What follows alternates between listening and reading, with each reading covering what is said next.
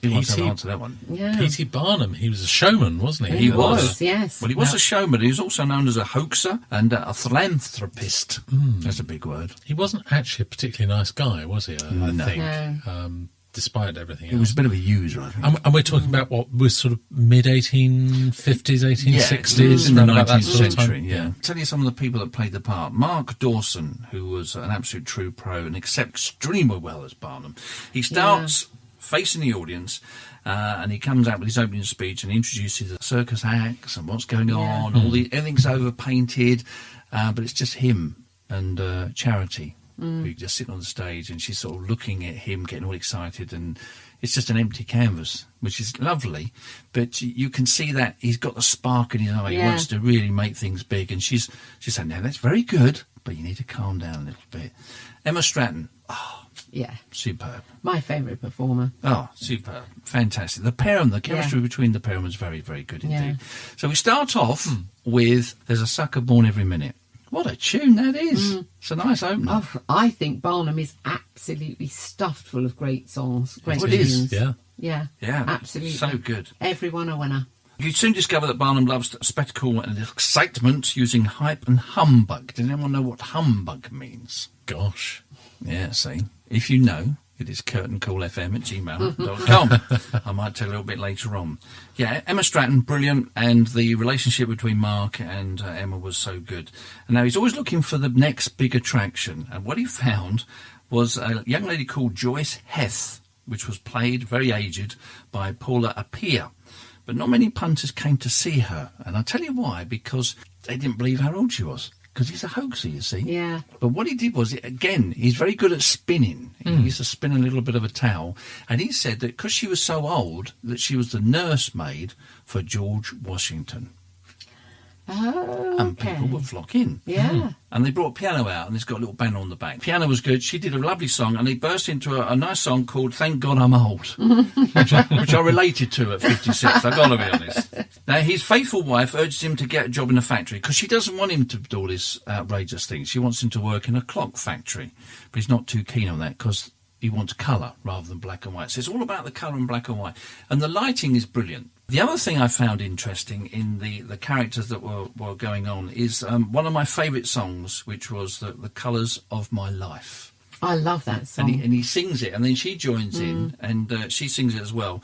And it's, believe it or not, The Colours of My Life Part 2, when she joins in. Yep. But it's such a beautiful song. It is. It's a lovely song, yeah. I love that song. But it paints a picture of that, and they have the greys, and then they paint the lovely picture.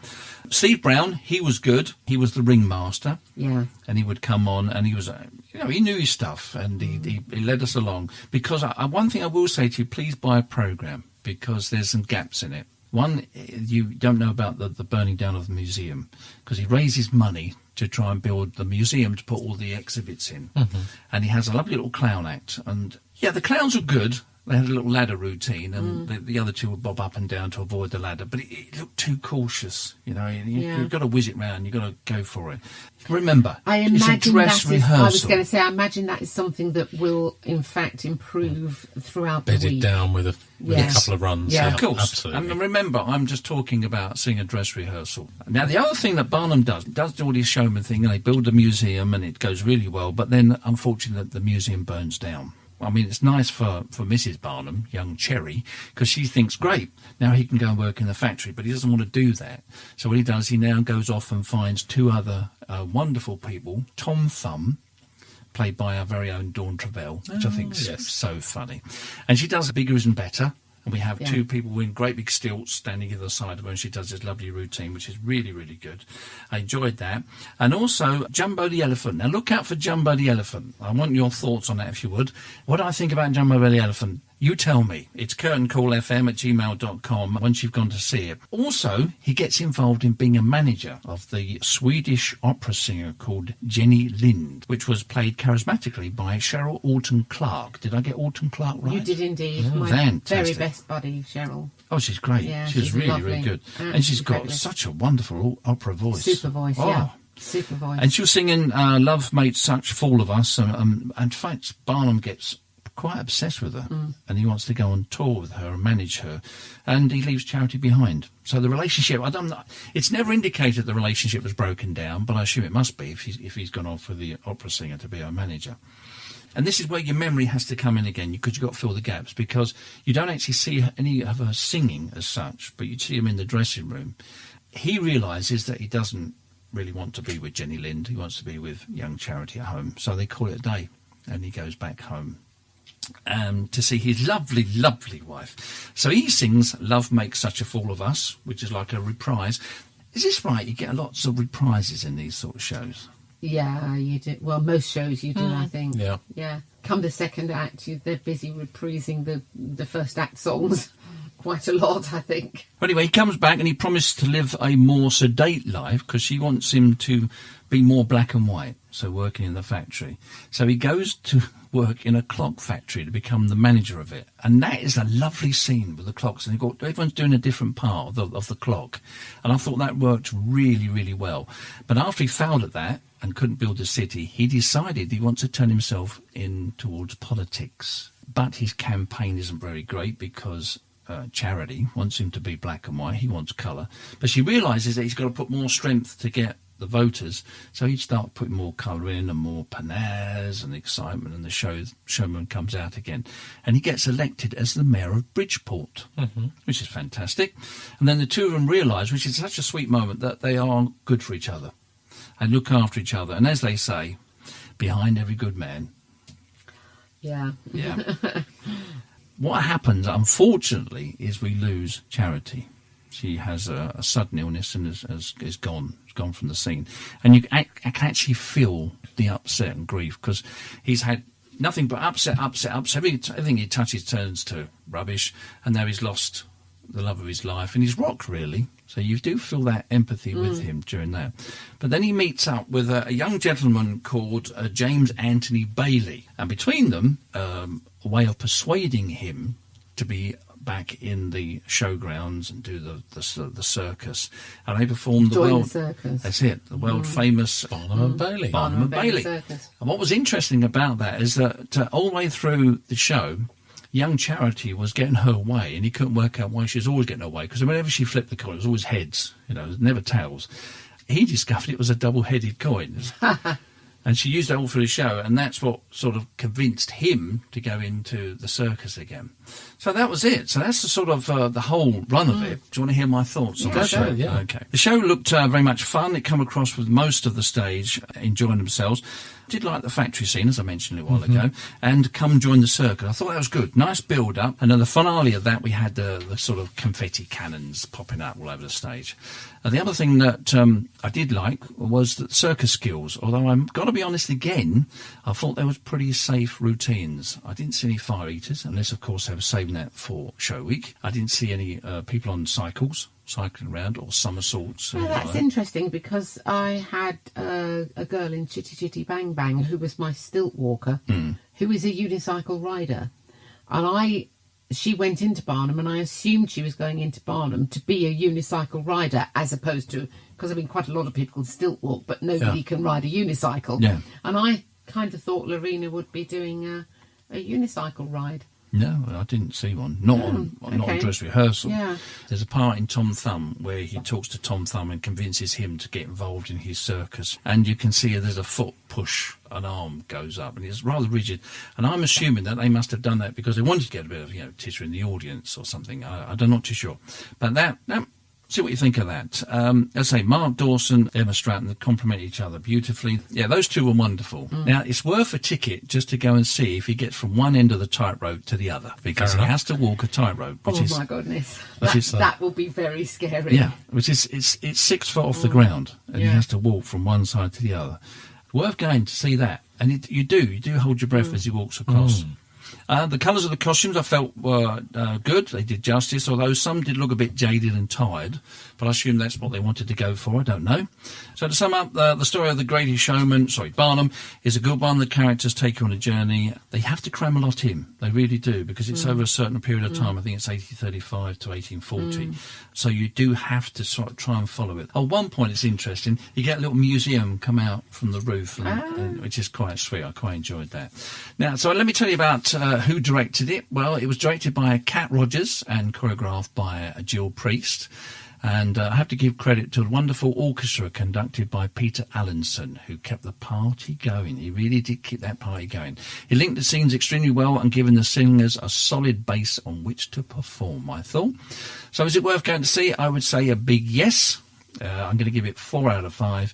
But I might be wrong. It could be 5 out of 5. So I'd be interested to see, because you're going to see it when? I'm going to see it on Friday night. So he's going to see it on Friday. And I'm going Saturday night. Okay, now if it's already past those dates and you're listening to it on repeat, we'll find out on our next podcast what you thought of it.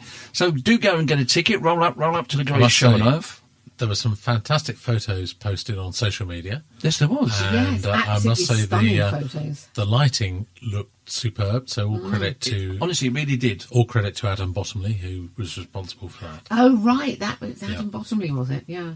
Yeah, I mean, the lighting was really good. Remember I said to you about the canvas? The lighting really brought it with the reds and the blues. It really sort of showed the circus side of it and the showman side. I'm really looking forward to seeing it. It's a show that a lot of companies shy away from, so all credit to Radlett for embracing it and taking it on board. It's extremely difficult to pull off well, and if they manage it, I think it's just a stunning show. Yeah. Oh, they definitely managed it, because it was really, really... Although I have to say, I'm not a fan of circus generally. My Uncle Don was a clown, and so I spent a lot of my youth going to see Uncle Don in various places. And I always found all the acrobatic stuff, the trapeze, the tightrope, lots of, tumbling and balancing on people's shoulders. I always found it incredibly stressful. So I should be really interested.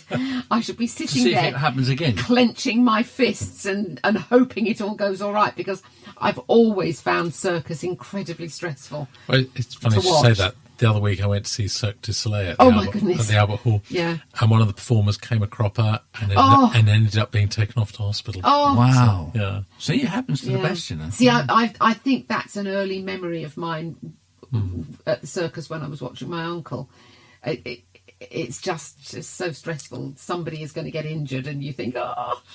So anyway, roll up, get your tickets to go roll and up, see roll Barnum. up. Yeah. It's on until Saturday the 9th of March, so if you listen to this podcast after that date, you missed an absolute treat. So the Radlett Centre, there's also plenty of places to eat, and I think that's something we ought to add to these little podcasts, is that when you go and see a show, you always want to find something to eat before. So go and have a meal. There's lots of places to eat in Radlett and Hertfordshire, and then go and see a great show, which is the Radlett Musical Theatre Company and Barnum.